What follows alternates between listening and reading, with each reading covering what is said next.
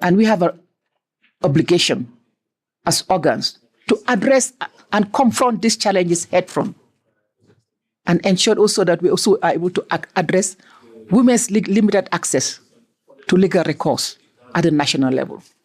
But you are aware that in the midst of all these challenges, the African Union took the bold step of adopting a very crucial, revolutionary, and innovative instrument in 2003, and that's the Maputo Protocol. As a special rapporteur on the rights of women in Africa, one of my main responsibilities, and I'm sure that's not different from yours, is to ensure that the Maputo Protocol, we have universal ratification, but not only ratification, implementation and domestication at the national level. And as parliamentarians, we have an important role to play in that respect, because we cannot implement and domesticate this instrument and ratify this instrument if parliamentarians do not play their role. Because the executive enters into agreements, but it's the parliament that brings the agreement at the national level.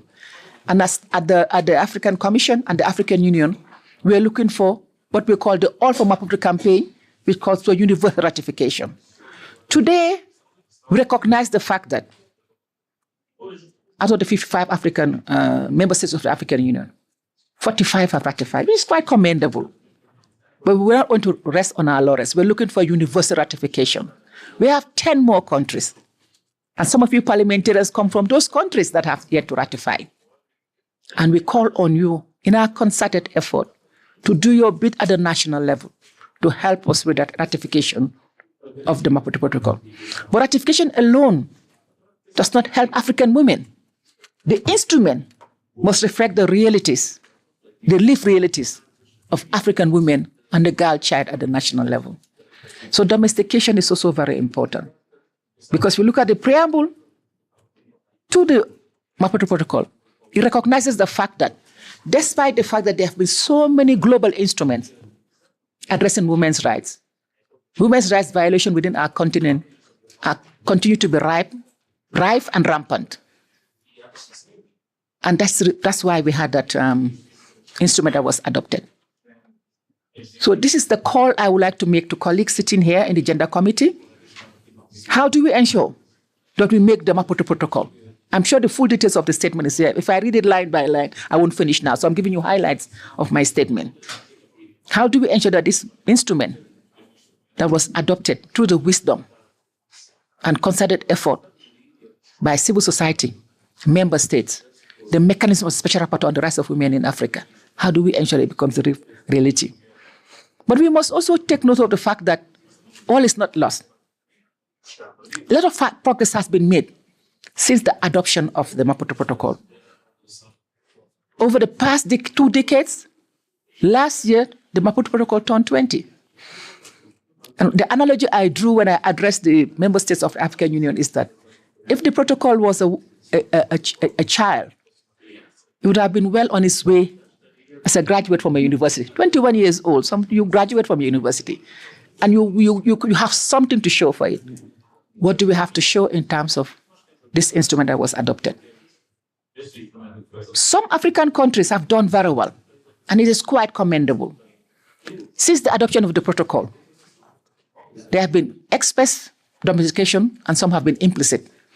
In fact, the principle of non-discrimination that you have in the protocol, you find them today in most of the constitutions in the African continent, which is quite commendable. Additionally, several countries have enacted legislation specifically to domesticate the protocol. And it is interesting, it's a coincidence that the country I come from, the Gambia, was the first country in the continent to enact legislation to specifically domesticate the Maputo Protocol in 2010, and this was followed by several other legislation. In countries like Eswatini, Burkina Faso, Rwanda, Namibia, you have specific legislation speaking to specific provisions of the protocol related to gender equality, quota systems, domestic violence, combating rape, and so many issues that are relevant to the Maputo Protocol. Instruments that actually speak to the implementation of the protocol. Also, in countries like Guinea, Zimbabwe, South Africa, Mozambique, Senegal, Morocco, Uganda, Ethiopia, Sierra Leone, and Egypt. Even countries that have not ratified the protocol, you find that they actually using it as an instrument for the realization of women's rights. They've put in place policies and laws at the national level to increase women's representation at the National Assembly or the Parliament, by whatever name you call it. And let's face it, if you have more women at the national level in Parliament, then you have women handling matters relating to matters that are actually vital and impact our lives. So this is very important. But apart from this progressive measures and initiatives at the national level, we must also be alive to the fact that we have challenges, but not only do we have challenges, also, you have the threat of regression in rights. Countries that have made good progress are seeking to turn around and adopt regressive measures. The threat of regression is very imminent. And as the Gender Committee, I thought it fit that we should come and discuss and see how we can collaborate and put in place measures to stem this regression in rights. As I mentioned to you, matters relating to